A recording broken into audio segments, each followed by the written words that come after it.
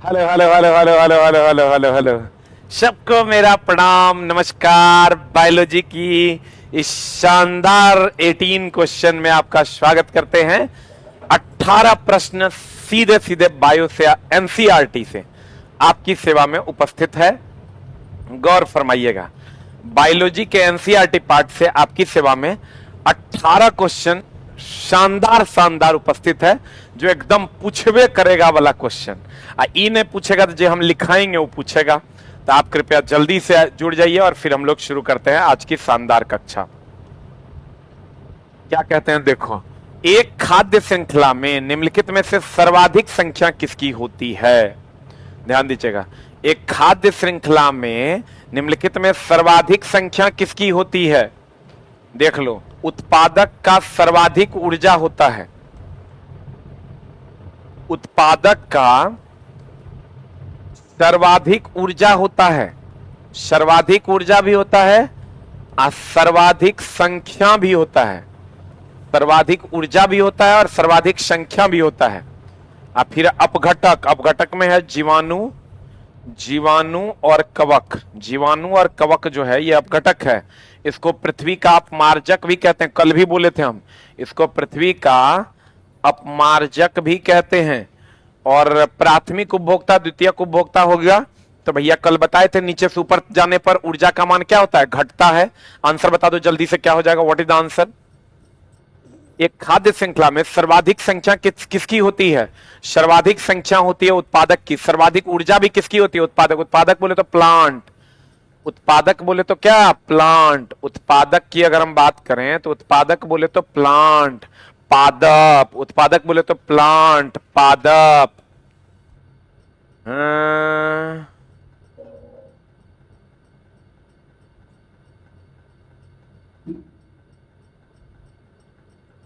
बताइए, उत्पादक सर्वाधिक ऊर्जा सर्वाधिक संख्या प्लांट। और उत्पादक में सेलुलोज होता है। उत्पादक में सेलुलोज होता है। सेलुलोज जो होता है पादप में होता है। पादप में होता है, लकड़ी में होता है, लकड़ी में होता है, लकड़ी में होता है और पेपर में होता है। पादप, लकड़ी और पेपर, ये तीनों में सेलुलोज पाया जाता है। पादप में भी, लकड़ी में भी, पेपर में भी। पादप में भी, लकड़ी में भी, पेपर में भी, तीनों में सेलुलोज पाया जाता है। पादप, लकड़ी, पेपर। पादप, लकड़ी, पेपर, तीनों में सेलुलोज पाया जाता है। सेलुलोज किसमें किसमें पाया जाता है? पादप में, लकड़ी में, पेपर में। पादप, लकड़ी, पेपर, तीनों में सेलुलोज पाया जाता है। सर्वाधिक ऊर्जा और सर्वाधिक संख्या होती है इसकी प्लांट, इसी को कहते हैं उत्पादक को। अपघटक जीवाणु और कवक है। पृथ्वी का अपमार्जक कहते हैं अपघटक को। पृथ्वी का अपमार्जक किसको कहते हैं दोस्त मेरे? अपघटक को। आंसर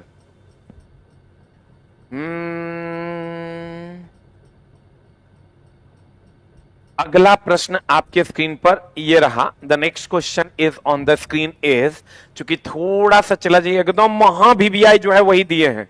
कहते हैं निम्नलिखित में से कौन सा गोबर गैस का प्रमुख घटक है? अब ध्यान दीजिएगा, गोबर गैस कहे, बता, गोबर गैस कहे, गोबर गैस कहे, गोबर गैस कहे, या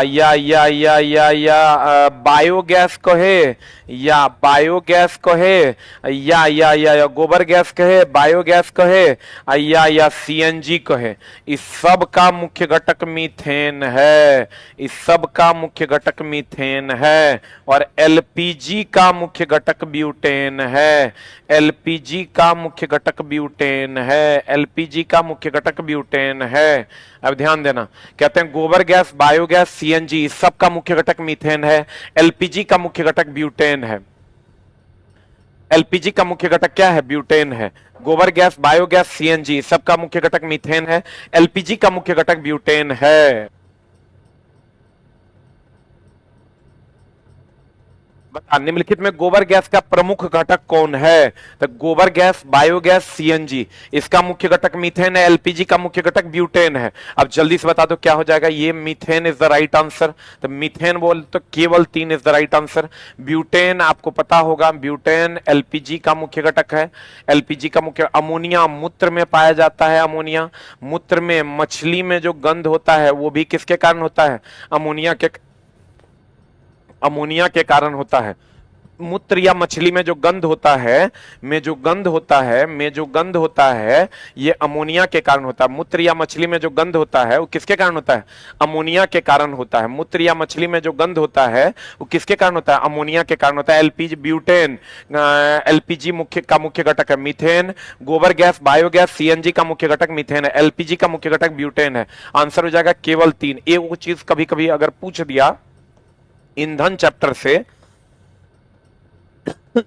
ईंधन की अगर हम बात करें तो देखो, भाप अंगार, सीधी बात, नो बकवास, सिर्फ पढ़ाई में आपका स्वागत करते हैं। क्योंकि बीपीएससी है चला तो इतना आसानी से नहीं निकलेगा, पढ़ना पड़ेगा आपको।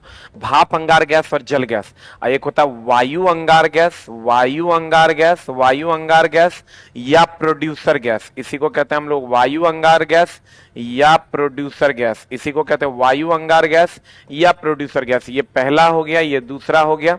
इसमें सीओ होता है, इसमें भी सीओ होता है। और ध्यान रखिएगा, भाप हुआ तो जल हुआ, जल हुआ तो जल में हाइड्रोजन होता है H2। और अगर अगर अगर अगर अगर मैं कहूं, तब चला नोट कर लो, एक भी वो लाइन नहीं लिखा रहे हैं जो हमको आता है, हम वो लाइन लिखा रहे हैं जो हमको आता है और पूछेगा। हम अपने तरफ से चला कोशिश कर रहे हैं। अब देखो, कहते हैं CO प्लस H2, और वायु है तो वायु में सबसे अधिक कौन होता है? नाइट्रोजन के हाइड्रोजन, तो नाइट्रोजन, तो ये हो जाएगा CO प्लस N2। भाप अंगार गैस में CO प्लस H2, वायु अंगार गैस में CO प्लस N2। वायु अंगार गैस को प्रोड्यूसर गैस कहते हैं, भाप अंगार गैस को जल गैस कहते हैं। भाप अंगार गैस को कौन गैस कहते हैं? जल गैस कहते हैं। गौर फरमाइएगा, भाप अंगार गैस CO प्लस H2, वायु अंगार गैस CO प्लस N2। भाप अंगार गैस को जल गैस कहते हैं, वायु अंगार गैस को प्रोड्यूसर गैस के नाम से जानते हैं। और सबसे अधिक ऊष्मीय मान जो है, सबसे अधिक महाभिव्याय, सबसे अधिक ऊष्मीय मान हाइड्रोजन की होती है। सबसे अधिक ऊष्मीय मान किसका होता है? हाइड्रोजन का। सबसे अधिक ऊष्मीय मान किसका होता है? हाइड्रोजन का। कितना होता है? 150 किलो जूल पर ग्राम, 150 किलो जूल पर ग्राम। लाइटर में भी ब्यूटेन होता है। लाइटर में जो लिक्विड होता है उसमें एलपीजी गैस भरा होता है। लाइटर में मुख्यतः ब्यूटेन होता है। लाइटर में एलपीजी होता है। एलपीजी में का मुख्य घटक क्या है? ब्यूटेन है। महाभिव्याय चला, एलपीजी का मुख्य घटक क्या है? ब्यूटेन है। एक चीज और अगर आपको परेशान कर दे थोड़ा सा, इसको पहले लिख लीजिए फिर हम लोग बताते हैं। चला, तुमको हम अपने लगभग 11 साल का अनुभव के द्वारा जितना हमको बन पड़ेगा हम जरूर लगा देंगे, लेकिन आप जो लिखा रहे हैं उसको लिखिएगा जरूर।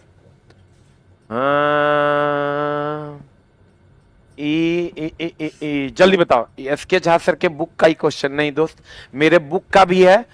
कुछ क्वेश्चन चूंकि मेरे बुक में सारा एनसीईआरटी डाला हुआ है और ये एनसीईआरटी का ही है, तो लगभग 90% तो बुक में आपको मिल ही जाएगा। मेरा बुक चला 700 पन्ने का है, तो 700 पन्ने से ज्यादा जनरल कंपटीशन का साइंस नहीं है। A to Z एनसीईआरटी है मेरे बुक में, A to Z। अगला देखो, एक होता है एंथ्रासाइट, कोयला के बारे में क्वेश्चन पूछेगा। कोयला की अगर बात करेगा तो कोयला में देखो, प्रतिशत कार्बन अगर पूछेगा, प्रतिशत कार्बन कहेगा, या ऊष्मा का क्रम कहेगा, या समय किसमें लगता है ज्यादा बनने में, तो याद रखिएगा एंथ्रासाइट इंग्लिश में हम लिख रहे हैं, हिंदी में भी यही होता है, एंथ्रासाइट, उसके बाद लिग्नाइट, एंथ्रासाइट के बाद बिटुमिनस, एंथ्रासाइट के बाद देखो, थोड़ा बढ़िया से देख लो इसको, हम ईंधन पढ़ा रहे हैं तो पूरा ईंधन खत्म कर देंगे। एंथ्रासाइट, बिटुमिनस, उससे कम होता है लिग्नाइट, और सबसे कम कार्बन का परसेंटेज होता है पीट कोयला में। ये जो बिटुमिनस कोयला है इसको हम लोग डामर कोयला कहते हैं, ये इसी को हम लोग घरेलू कोयला कहते हैं। याद ना रहे ना तो याद रखना, ए पहले, उसके बाद बी के बाद एल के बाद पी, अल्फाबेटिकल ऑर्डर है, बढ़िया से देख लो। और एंथ्रासाइट, बिटुमिनस, लिग्नाइट, पीट, बढ़िया से देख लो, एंथ्रासाइट, बिटुमिनस, लिग्नाइट, पीट, ABLP, एंथ्रासाइट, बिटुमिनस, लिग्नाइट और पीट, एंथ्रासाइट, बिटुमिनस, लिग्नाइट और पीट, एंथ्रासाइट, बिटुमिनस, लिग्नाइट और पीट। इसको हम लोग डामर कोयला या घरेलू कोयला के नाम से जानते हैं।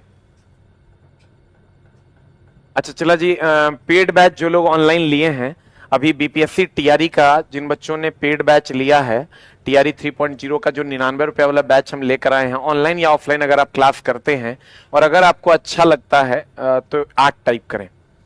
अगर आप तो बहुत सारे जगहों पर पढ़े होंगे, अलग अलग प्लेटफॉर्म्स पे पढ़े होंगे, लेकिन अलग अलग चैनल्स से पढ़े होंगे, अलग अलग जगह पेड कोर्स भी लिए होंगे, चूंकि आप बहुत दिन से पढ़ रहे हैं। तो अगर आपको हमारा कोर्स अच्छा लगा, हमारा ऑनलाइन ऑफलाइन जो भी आप कोर्स ऐप पर कर रहे हैं 99 रुपए वाला, अगर आपको अच्छा लगा तो कृपया 8 टाइप करें।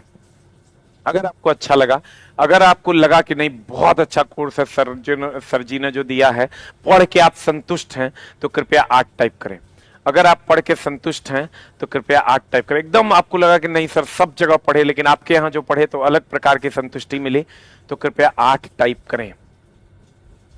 जो भी बच्चे कोर्स लिए हैं बहुत बहुत धन्यवाद आपका। और चला जी, इसी के लिए हम इस कोर्स में मेहनत कर रहे हैं जितना हमसे, और हम चिला बैच इसलिए नहीं देते थे क्योंकि मेरा टाइम खाली नहीं रहता था। अभी हम टाइम खाली किए हैं कि नहीं, हमको बच्चे बहुत परेशान हैं, इसकी मदद करनी है। और आजा मेरे दोस्त जल्दी से, बहुत बहुत धन्यवाद इसके लिए। कहता है देखो, कार्बन प्रतिशत कार्बन ऊष्मा समय, एंथ्रासाइट में सबसे ज्यादा, उससे कम बिटुमिनस, उससे कम लिग्नाइट, उससे कम पीट। सबसे खराब होता है, सबसे खराब जो होता है, सबसे खराब जो होता है वो पीट है। और सबसे बढ़िया सबसे बढ़िया जो होता है, सबसे बढ़िया जो होता है, सबसे बढ़िया जो होगा वो एंथ्रासाइट है। सबसे कम प्रदूषण भी एंथ्रासाइट फैलाएगा, सबसे ज्यादा प्रदूषण पीट फैलाएगा। सबसे ज्यादा प्रदूषण कौन फैलाएगा? सबसे कम प्रदूषण क्या फैलाएगा? पीट कोयला फैलाएगा। अगला प्रश्न आपके स्क्रीन पर, ई जान लो, ABLP, एंथ्रासाइट, बिटुमिनस, लिग्नाइट और पिट। अगला प्रश्न आपके स्क्रीन पर ये रहा और आपकी सेवा में भी ये रहा, गौर फरमाइएगा। अगला प्रश्न आपके स्क्रीन पर ये रहा, अगला प्रश्न आपके स्क्रीन पर ये रहा, और बता दीजिए जल्दी से आंसर क्या हो जाएगा। हम जल्दी से बता देते हैं आपको। देखो, CH3COH ये सब एकदम आउट कंपाउंड है, पूछवे करेगा। एसिटिक एसिड, C6H5COH बेंजोइक अम्ल, और C2H4O4 ये ऑक्जेलिक अम्ल। अब देखो इस सब का क्वेश्चन पूछेगा। एसिटिक एसिड विनेगर में, एसिटिक एसिड विनेगर में पाया जाता है, जिसको हम लोग एसिटिक एसिड कहते हैं, विनेगर में पाया जाता है। इसका फॉर्मूला भी पूछता है, CH3COOH, CH3COOH, इसको हम लोग एसिटिक एसिड कहते हैं। बेंजोइक एसिड खाद्य पदार्थ के परिरक्षण में, खाद्य पदार्थ के परिरक्षण में, खाद्य पदार्थ के परिरक्षण में हम लोग बेंजोइक एसिड का उपयोग करते हैं। ऑक्जेलिक एसिड, इससे बनता है दाग, जंग के धब्बे हटाने के लिए, दाग या जंग के धब्बे हटाने के लिए, दाग या जंग के धब्बे हटाने के लिए, दाग या जंग के धब्बे हटाने के लिए हम लोग किसका उपयोग करते हैं? ऑक्जेलिक एसिड का। एक चीज और ध्यान रखना, कैल्शियम ऑक्सलेट जो होता है, कैल्शियम ऑक्सलेट जो होता है, ये पथरी के उपचार में यूज करते हैं। क्या, सॉरी, पथरी इसी का बना होता है, कैल्शियम ऑक्सलेट का बना होता है पथरी। ये सब VBI क्वेश्चन है जो पूछेगा।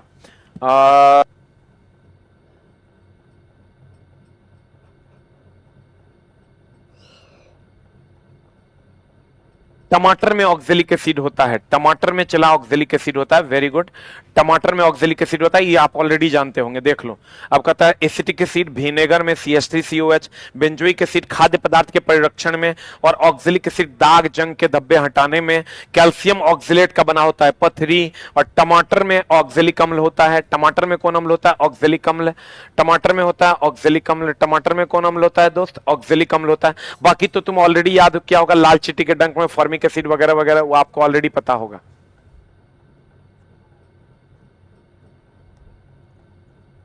जल्दी बता दे, आप मेरा कमेंट्स को इग्नोर नहीं कीजिए, हम ऐप पर पढ़ना चाहते हैं तो पढ़िए ना गुरुजी।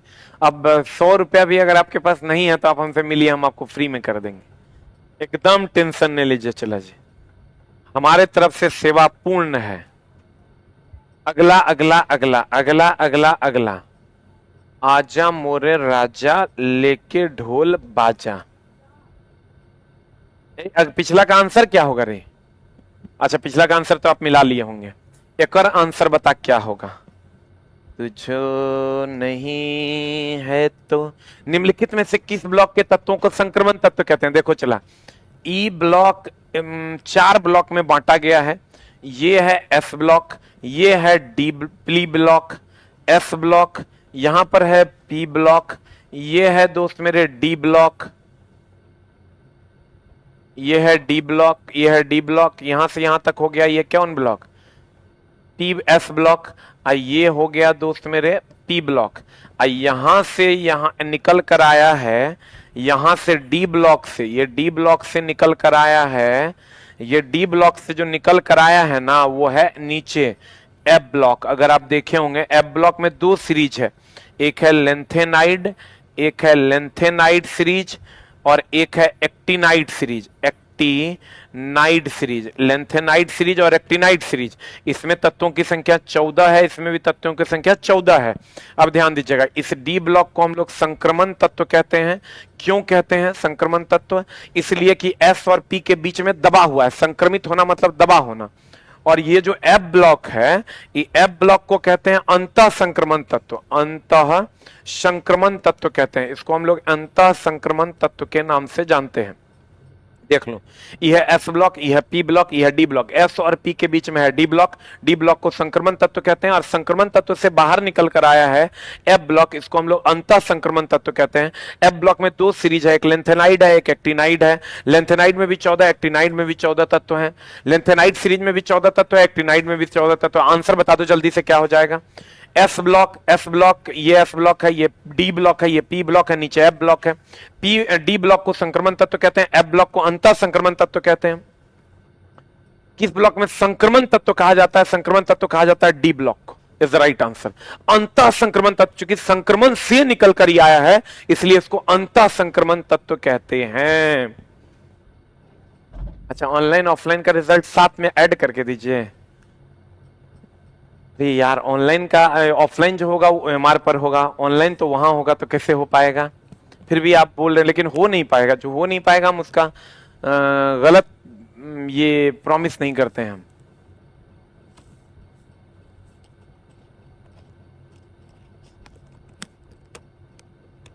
हाँ, दोनों लिस्ट हम आपको एक साथ प्रोवाइड करवा सकते हैं, ये कर सकते हैं।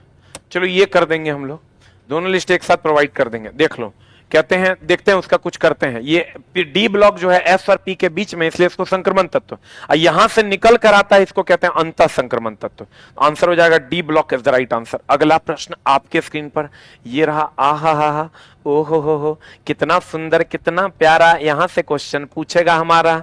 देखो क्या कहता है, समस्थानिक। ओहो, इधर आइए ना जी, कहां जा रहे हैं? जैसे carbon 612, carbon 614, carbon 612, carbon 614, carbon 612 और कार्बन 614। ये गौर फरमाइएगा, इसमें भी प्रोटॉन 6 गो है, इसमें भी प्रोटॉन 6 गो है। समस्थानिक में प्रोटॉन की संख्या समान होती है। समस्थानिक में प्रोटॉन की संख्या यहां भी 6, यहां भी 6। इलेक्ट्रॉन की संख्या भी 6, यहां भी इलेक्ट्रॉन की संख्या 6। और न्यूट्रॉन अगर निकालोगे तो न्यूट्रॉन 12 में से 6, 12 में से 6 गया 6, और यहां न्यूट्रॉन निकालोगे 14 में से 6 गया 8। तो आप गौर फरमाइएगा, प्रोटॉन की संख्या यहां अगर कहेगा हमको समानता किसके कारण, अगर हमको कह दे कि समानता किसके कारण, तो समानता प्रोटॉन के कारण। कहेगा विषमता किसके कारण, अगर कहेगा विषमता किसके कारण, तो न्यूट्रॉन के कारण। बढ़िया से देख लो, समस्थानिकों में समानता, इलेक्ट्रॉन का कोई भरोसा नहीं। इलेक्ट्रॉन की अगर हम बात करें तो इलेक्ट्रॉन के भरोसा नहीं खे, क्योंकि अगर आवेश आ जाएगा तो ये घट बढ़ जाता है। तो इलेक्ट्रॉन का हम लोग भरोसा नहीं करते हैं, इलेक्ट्रॉन का हम लोग भरोसा नहीं करते। प्रोटॉन इसमें भी 6, इसमें भी 6, इलेक्ट्रॉन इसमें 6, इसमें 6, न्यूट्रॉन यहाँ 6 होगा, 12 में से 6 गया 6, 14 में से 6 गया 8। तो दोस्त मेरे कहते हैं समानता प्रोटॉन के कारण, विषमता न्यूट्रॉन के कारण। अब क्वेश्चन पढ़िए, एक ही तत्व के परमाणु, एक ही तत्व हो गए, कार्बन कार्बन है तो एक ही तत्व होगा। अब जल्दी से पढ़ दीजिए, बताइए आंसर क्या हो जाएगा। कहते एक ही तत्व के परमाणु जिनकी परमाणु संख्या समान होती है लेकिन परमाणु भार अलग अलग होता है। देखो तो ये आंसर होगा, परमाणु संख्या समान होता है, परमाणु भार अलग अलग होता है। आंसर होगा क्या? ए नंबर होगा। देखो तो आंसर, परमाणु संख्या समान होता है और परमाणु भार अलग अलग होता है, तो आंसर हो जाएगा ए फॉर एप्पल। एक चीज और हम इसमें कह सकते थे कि इसमें प्रोटॉन की संख्या समान होती है और न्यूट्रॉन की संख्या अलग अलग, परमाणु संख्या या प्रोटॉन की संख्या समान होती है और न्यूट्रॉन की संख्या अलग अलग होती है, तो ये भी आंसर आपका सही हो जाता। अब एक चीज और ध्यान दीजिएगा, आपको जो पूछेगा हाइड्रोजन के 3 समस्थानिक है, यहां से क्वेश्चन पूछवे करेगा, आप एकदम देख लीजिए बढ़िया से। हाइड्रोजन का 3 समस्थानिक कौन कौन है? एगो है प्रोटियम, एगो है दोस्त मेरे प्रोटियम, एगो है दोस्त मेरे ड्यूटेरियम, ड्यूटेरियम, एगो है दोस्त मेरे ट्राइटियम, एगो है दोस्त मेरे ट्राइटियम। प्रोटियम, ड्यूटेरियम और ट्राइटियम। प्रोटियम को कहते हैं हम लोग P11 या P11, या यूं कहें कि इसको हम लोग कहते हैं H11। और ड्यूटेरियम को कहते हैं हम लोग D12 या इसको हम लोग कहते हैं H12। और ट्राइटियम को कहते हैं, ट्राइटियम जो है, ट्राइटियम को कहते हैं D13, T13, T13 या इसी को कहते हैं H13। देख लो। अब दोस्त बढ़िया से देखना, इसको कहते हैं नवजात हाइड्रोजन, इसको कहते हैं नवजात हाइड्रोजन, इसको कहते हैं नवजात हाइड्रोजन। इसमें आइएगा, इसको इससे भारी जल का निर्माण होता है, इससे भारी जल यानी D2O का निर्माण होता है। इसी D2O जो होता है ये मंदक का काम करता है, ये मंदक का महाभिवियाय, महाभिवियाय ये मंदक का काम करता है। सीधी बात, नो बकवास, सिर्फ कंटेंट में आपका स्वागत करते हैं। ट्राइटियम ये रेडियो समस्थानिक है। अगर ट्राइटियम की हम बात करें, ये एकमात्र रेडियो समस्थानिक है।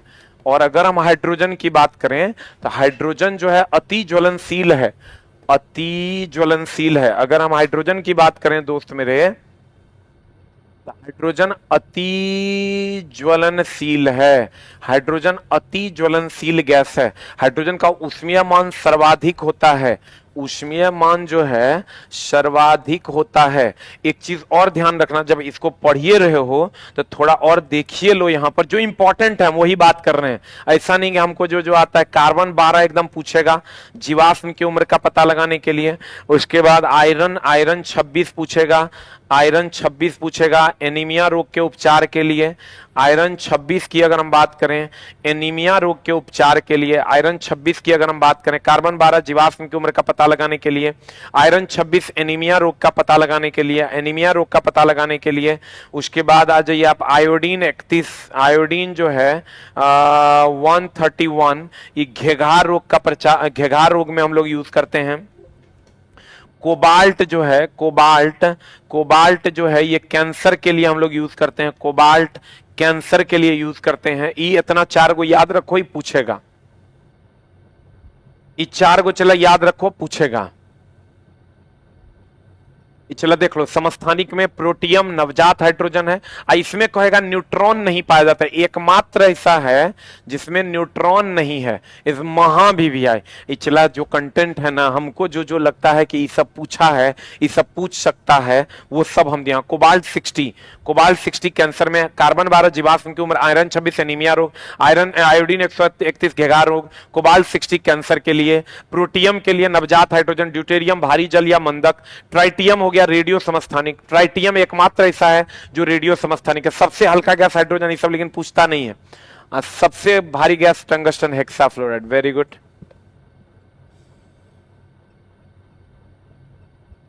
कार्बन 12 जीवाश्म की उम्र का पता, आयरन 26 एनीमिया रोग का उपचार, आयोडीन, ऐसे भी देखो कार्बन आयरन एनीमिया सबको पता है, आयोडीन घेघार सबको पता है, कोबाल्ट कैंसर सबको पता है। मार दीजिएगा खटाक से। अगला प्रश्न आपके स्क्रीन पर ये रहा, अगला प्रश्न आपके स्क्रीन पर यह रहा, क्या होगा इसका आंसर? निम्नलिखित पदार्थों में किसका अपवर्तनांक सर्वाधिक है? देखो चला, अपवर्तनांक की अगर बात करोगे, अपवर्तनांक का क्वेश्चन पूछता है, अपवर्तनांक का क्वेश्चन पूछता है, बढ़िया से इसको देख लो।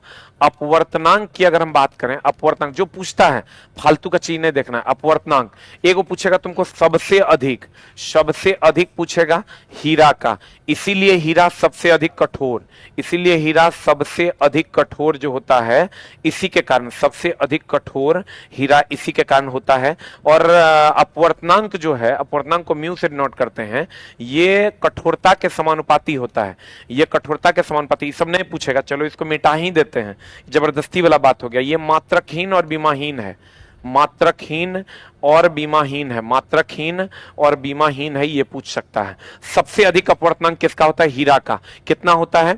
2.42, 2.42 होता है। हीरा का जो अपवर्तनांक होता है वो होता है 2.42, इसीलिए हीरा सबसे अधिक कठोर होता है। जल की अगर हम बात करें तो जल कहें या शुद्ध जल कहें या आसूत जल कहें, आसूत जल कहें या वर्षा का जल कहें या वर्षा का जल कहें, वर्षा का जल कहें, इस सब कुचालक होता है, इस सब कुचालक होता है। या वर्षा का जल कह दें, इस सब क्या होता है दोस्त मेरे? कुचालक होता है। देख लो बढ़िया, सबसे अधिक अपवर्तनांक हीरा का होता है, सब इसीलिए सबसे अधिक कठोर है। यह मात्रकहीन और बीमाहीन राशि है। जल या आसूत जल या वर्षा का जल ये कुचालक है। जल या आसूत जल या वर्षा का जल ये क्या होता है? कुचालक होता है। एकदम 100% याद रखना। अबरक, अबरक, अबरक, चूंकि ये आयरन में यूज होता है। अबरक, पोर्सिलीन, अबरक और पोर्सिलीन ये चिला कुचालक होता है। अबरक और पोर्सिलीन कुचालक होता है। शुद्ध जल, वर्षा का जल, आसूत जल ये भी विद्युत का क्या है? कुचालक है। सबसे अधिक अपवर्तनांक हीरा का, हीरा सबसे अधिक कठोर होता है। हीरा अपवर्तनांक मात्रकहीन और बीमाहीन राशि है। अपवर्तनांक बीमाहीन और मात्रकहीन और बीमाहीन राशि है। अपवर्तनांक बीमाहीन और मात्रकहीन और बीमाहीन राशि है। आंसर हीरा का सबसे अधिक कठोर होता है। हीरा सबसे अधिक कठोर होता है। इसका हीरा का अपवर्तनांक 2.42 होता है। जल, आसूत जल, वर्षा का जल ये कुचालक होता है। महा भी भैया, अब्रक पोर्सिलीन ये भी कुचालक होता है। अब्रक पोर्सिलीन ये भी कुचालक होता है। जल्दी से लिख, कुचालक होता है। अगला प्रश्न आपके स्क्रीन पर ये रहा। क्वेश्चन बड़ा जरूर होगा चला, लेकिन एनसीईआरटी का होगा तो भयानक इंफॉर्मेशन दिया हुआ रहता है। कहते गोलीय दर्पणों द्वारा प्रकाश के देखो चला, इतना बड़ा क्वेश्चन आपको पूछे ना पूछे, लेकिन इस सारा कॉन्सेप्ट से क्वेश्चन पूछेगा, इसलिए देख लो। कहते परावर्तन कोण आपतन कोण के बराबर होगा। आपतन कोण परावर्तन कोण के बराबर होगा। गोलीय दर्पण में प्रकाश के परावर्तन के संदर्भ में निम्नलिखित कथन चुनिए। एकदम सत्य वचन है। आपतन कोण परावर्तन कोण के बराबर होगा, यह न्यूटन का परावर्तन का पहला नियम है। दूसरा, आपतित किरण, परावर्तित किरण और परावर्तक पृष्ठ के आपतन बिंदु पर अभिलंब एक ही समतल में होगा, यह परावर्तन का दूसरा नियम है। गोलीय दर्पण की ज्यामितीय केंद्र इसका ध्रुव कहलाता है, जबकि गोलीय लेंस का ज्यामितीय केंद्र इसका प्रकाशीय केंद्र कहलाता है। क्या होगा आंसर बताओ? What is the answer? देखो ये एकदम सही है कि गोलीय दर्पण का जो केंद्र होता है, ये जो गोलीय दर्पण है इसका जो ये वाला केंद्र है ये पोल कहलाता है, ध्रुव। और लेंस का जो केंद्र होता है ना, इसको हम लोग ऑप्टिकल सेंटर कहते हैं। इसको हम लोग ऑप्टिकल सेंटर, प्रकाशीय केंद्र कहते हैं। एगो चीज और ध्यान रखना चलाते, इसका आंसर 1 2 3 हो जाएगा। ये कुछ नहीं, पर आपतन कोण परावर्तन कोण के बराबर होगा।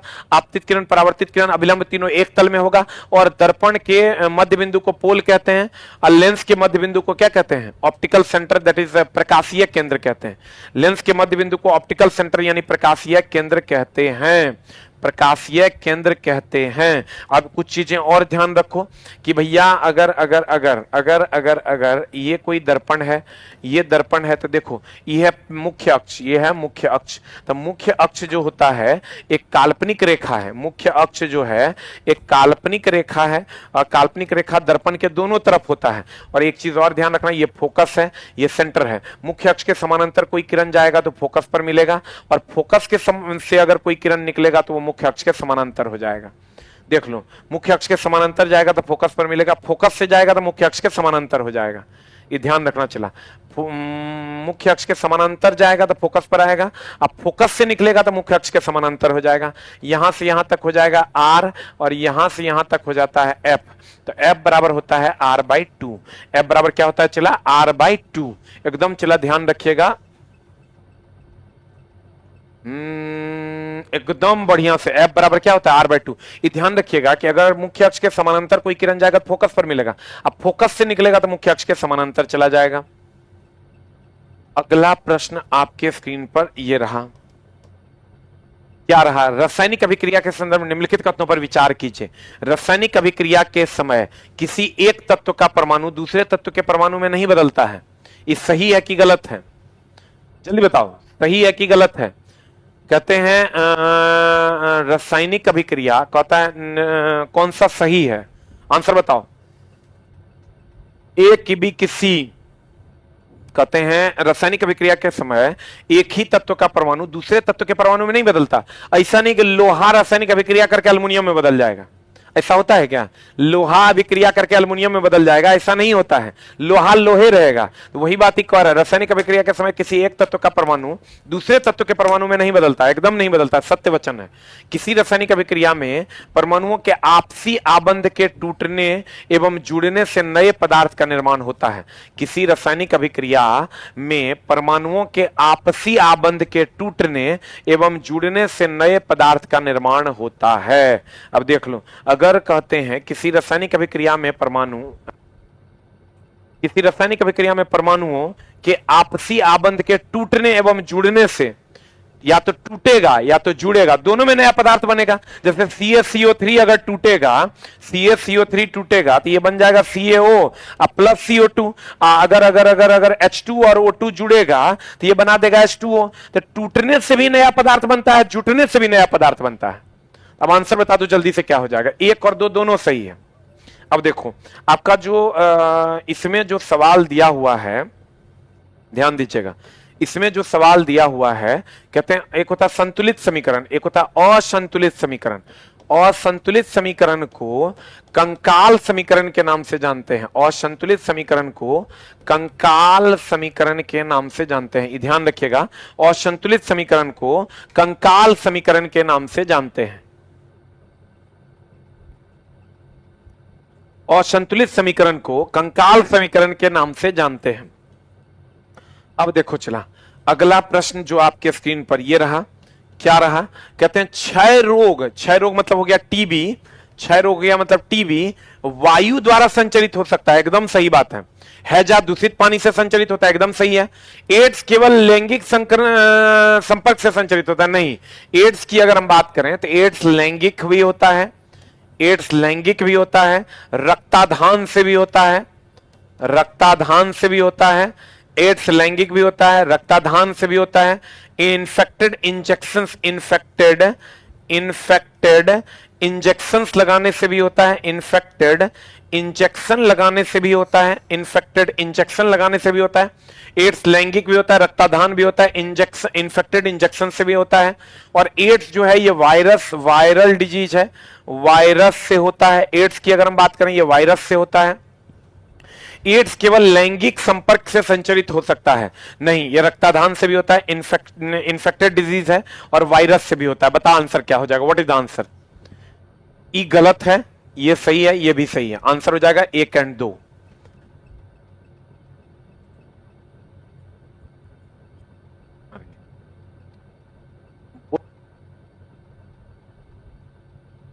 जल्दी बताओ चला आंसर क्या हो जाएगा, व्हाट इज द आंसर? छोड़ दो हम बोल देते हैं।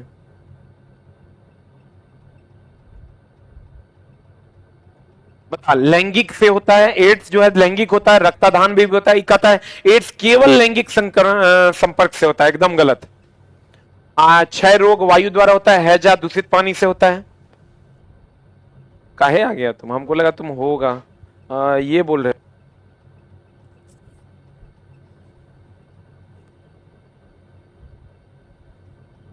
है, उसको हटा देगा जो एकदम पूछवे नहीं करता।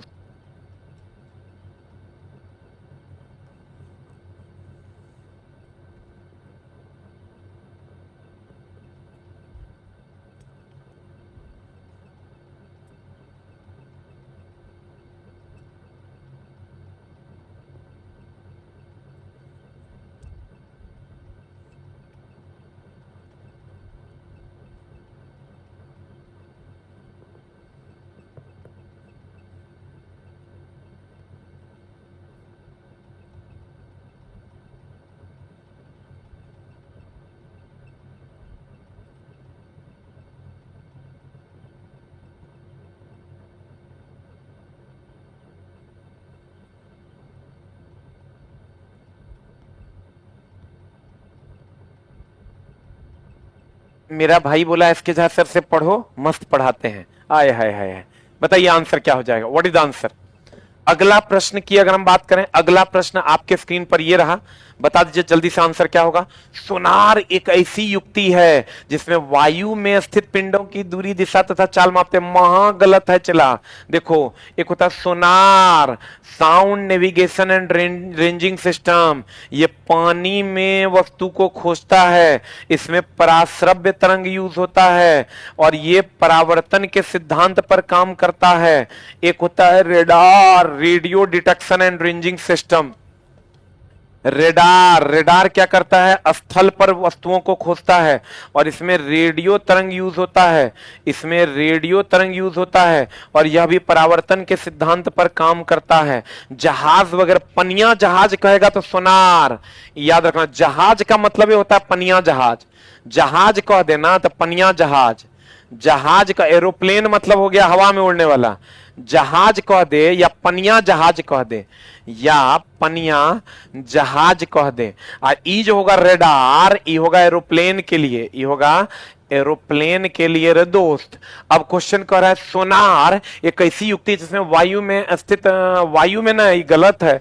सोनार पानी में चमगादड़ गहन अंधकार में भोजन की खोज के लिए पराध्वनिक तरंग उत्सर्जित करता है। सही कि गलत? आंसर बताओ क्या होगा, जल्दी बता। एकदम सही है। चमगादड़ अल्ट्रासाउंड सुनता भी है और अल्ट्रासाउंड उत्पन्न भी करता है। परपोइसेस अल्ट्रासाउंड सुनता भी है, अल्ट्रासाउंड उत्पन्न भी करता है। बताओ आंसर। आंसर बताओ। सोनार पानी में, रेडार स्थल पर। सोनार में पराश्रव्य तरंग, पराश्रव्य तरंग और यह परावर्तन के सिद्धांत पर काम करता है। रेडार स्थल पर रेडियो तरंग और यह परावर्तन के सिद्धांत पर काम करता है। बता आंसर क्या होगा। What is the answer dude, जल्दी बता दो मेरी जाने मोहब्बत। कह रहा है कौन सही है, केवल दो सही है, केवल दो सही है, केवल और केवल क्या सही है, दो सही है। जल्दी लिख, बहुत बढ़िया, केवल और केवल दो सही है। सोनार पानी में, सोनार पानी में, सोनार पानी में, रेडार जमीन पर। नहीं कहते जहाजों को, ये जो एरोप्लेन के लिए हम लोग रेडार का यूज करते हैं, एरोप्लेन के लिए। आर के सर कहाँ हैं? आर के सर तो चला स्वर्गलोक को चले गए हैं, उनकी भगवान उनकी आत्मा को शांति दे। जल्दी लिख। सोनार पानी में पराश्रव्य तरंग, परावर्तन के सिद्धांत पर। रेडार स्थल पर रेडियो तरंग, परावर्तन के सिद्धांत पर काम करता है। एरोप्लेन, एरोप्लेन के लिए रेडार और जहाज के लिए सोनार। आहा, इधर आजा दोस्त। दुइये को कांस्टेंट तोरा पूछबे करेगा। एगो पूछेगा जी, जिसका वैल्यू होता है 6.67 into 10 to the power -11 -11 F बराबर G m1 m2 बट्टा r स्क्वायर, तो न्यूटन मीटर स्क्वायर बट्टा kg स्क्वायर। एक तो ये पूछेगा तुमको दोस्त मेरे, एक नहीं तो एप्सिलॉन नॉट पूछेगा। एप्सिलॉन नॉट का वैल्यू होता है 8.85 into 10 to the power -12 coulomb square बट्टा newton metre square. Coulomb square अब बट्टा newton metre square, coulomb square बट्टा न्यूटन मीटर स्क्वायर। ये दो को, जी का वैल्यू इसको खोजा था कैवेंडिश ने। इसको कौन खोजा था? कैवेंडिश ने। जी का, बड़ी जी का वैल्यू कौन खोजा था दोस्त मेरे? बड़ी जी का वैल्यू खोजा था कैवेंडिश ने। एप्सिलॉन नॉट निर्वात की परम विद्युतशीलता, यही दो को कांस्टेंट पूछता है। 6.673 into 10 to the power -11 is the right answer. ये दो को कांस्टेंट का वैल्यू आपको याद रखना है। जी को सार्वत्रिक गुरुत्वाकर्षण नियतांक कहते हैं। बताओ गुरुत्वाकर्षण बल किसके बीच लगता है? क्वेश्चन है एनसीईआरटी में, गुरुत्वाकर्षण बल जो है ये किसके बीच लगता है? गुरुत्वाकर्षण बल सूर्य और पृथ्वी के बीच, सूर्य एंड पृथ्वी के बीच, या प्रत्येक या हरेक वस्तु के बीच? प्रत्येक या हरेक वस्तु के बीच। सूर्य और पृथ्वी के बीच या प्रत्येक और हरेक वस्तु के बीच? गुरुत्वाकर्षण बल किसके बीच लगता है? सूर्य और पृथ्वी के बीच या प्रत्येक और हरेक वस्तु के बीच? बताओ आंसर क्या होगा, जल्दी बता। गुरुत्वाकर्षण बल सूर्य और पृथ्वी के बीच और प्रत्येक और हरेक वस्तु के बीच। बताइए आंसर क्या हो जाएगा। What is the answer? What is the answer? गुरुत्वाकर्षण बल सूर्य और पृथ्वी के बीच या प्रत्येक और हरेक वस्तु के बीच? आंसर हो जाएगा सूर्य और पृथ्वी के बीच जो लगने वाला प्रत्येक की जिस भी वस्तु में द्रव्यमान होगा उसमें गुरुत्वाकर्षण बल लगेगा। प्रत्येक और हरेक वस्तु के बीच गुरुत्वाकर्षण बल लगता है जिसमें भी द्रव्यमान होगा। अगला प्रश्न आपके स्क्रीन पर यह रहा। द नेक्स्ट क्वेश्चन इज, कहता है वस्तुओं द्वारा अपनी गति की अवस्था में परिवर्तन प्रतिरोध करने की प्रवृत्ति को घर्षण कहते हैं। वस्तुओं की अपनी गति की अवस्था में परिवर्तन का प्रतिरोध करने की प्रवृत्ति को क्या होगा? आंसर बता। घर्षण बल सदैव वस्तु की गति का प्रतिरोध करता है। सभी वस्तुओं का जड़त्व समान होता है। क्या होगा आंसर? आंसर देखो क्या होगा, हम बताते हैं क्या मामला है कहते हैं वस्तुओं सही चुनना है। वस्तुओं द्वारा अपनी गति अवस्था परिवर्तन का प्रतिरोध करने की प्रवृत्ति को घर्षण नहीं कहते हैं, इसको जड़त्व कहते हैं। तो ये हो गया गलत। घर्षण बल सदैव वस्तु की गति का प्रतिरोध करता है, एकदम सही। सभी वस्तुओं का जड़त्व समान होता है, नहीं। जड़त्व जो होता है I बराबर mr² होता है। जड़त्व जो है वो द्रव्यमान पर निर्भर करता है, जिसका द्रव्यमान ज्यादा उसका जड़त्व ज्यादा, जिसका द्रव्यमान कम उसका जड़त्व कम। तो इसका मतलब ये भी गलत है। अब आंसर बता दो, केवल और केवल 2 इज द राइट आंसर। और एक चीज और ध्यान रखिएगा घर्षण बल के बारे में, घर्षण बल के बारे में, घर्षण बल क्षयकारी बल है, इसको कम किया जा सकता है लुब्रिकेंट डालकर, क्षयकारी बल है। और घर्षण बल की अगर हम बात करें, ये संपर्क बल है, ये दो वस्तुओं के बीच संपर्क में आने के कारण लगता है, ये संपर्क बल है। घर्षण बल संपर्क बल है और घर्षण बल क्षयकारी बल भी है। घर्षण बल संपर्क बल है और घर्षण बल क्षयकारी बल भी है। घर्षण बल संपर्क बल भी है और घर्षण बल क्षयकारी बल भी है। आंसर बता दो क्या हो जाएगा, केवल 2 इज द राइट आंसर। देख लो, वस्तुओं द्वारा अपनी गति अवस्था परिवर्तन का विरोध प्रतिरोध करने की प्रवृत्ति जड़त्व कहलाती है। घर्षण बल सदैव वस्तु के गति का प्रतिरोध करता है। सभी वस्तुओं का जड़त्व समान होता है, एकदम गलत है। द्रव्यमान ज्यादा तो जड़त्व ज्यादा, द्रव्यमान कम तो जड़त्व कम। आंसर अगला प्रश्न आपके स्क्रीन पर ये रहा। अगला कहता है नमक घुला हुआ जल विद्युत का अच्छा चालक है। एकदम सही बात है। नमक के साथ क्या है, नमक के साथ जो NaCl की हम बात करते हैं, जिसका pH मान 7 होता है, जिसका pH मान 7 होता है, ये द्रव अवस्था में सुचालक होता है, द्रव अवस्था में सुचालक होता है। और दोस्त मेरे ये ठोस अवस्था में कुचालक होता है, ठोस अवस्था में कुचालक होता है। और इसका क्वथनांक ये आयनिक यौगिक है, ये जो है दोस्त मेरे ये आयनिक यौगिक है, आयनिक यौगिक है। और इसका क्वथनांक और गलनांक उच्च होता है, ये आयनिक यौगिक है। और इसका क्वथनांक क्वथनांक क्वथनांक एंड गलनांक उच्च होता है। इसका क्वथनांक एंड गलनांक जो होता है वो उच्च होता है। अब देख लो, आसूत जल विद्युत का एक अच्छा चालक है, एकदम अभी तुरंत लिखा है कुचालक है, ये सही है। आंसर बता दो क्या हो जाएगा, व्हाट इज द आंसर। कहता है निम्न में से कौन सा कथन असत्य है। तो भैया 2 तो असत्य। पेयजल में खनिज लवणों की अल्प मात्रा प्राकृतिक रूप से विद्यमान होती है, इसलिए यह विद्युत का सुचालक है। पेयजल सुचालक है, शुद्ध जल कुचालक है। शुद्ध जल, आसूत जल, वर्षा का जल, देख लो पेयजल जो है, पेयजल में कुछ ना कुछ खनिज लवण होता है। पेयजल की अगर हम बात करें तो पेयजल जो होता है यह सुचालक होता है, पेयजल सुचालक होता है।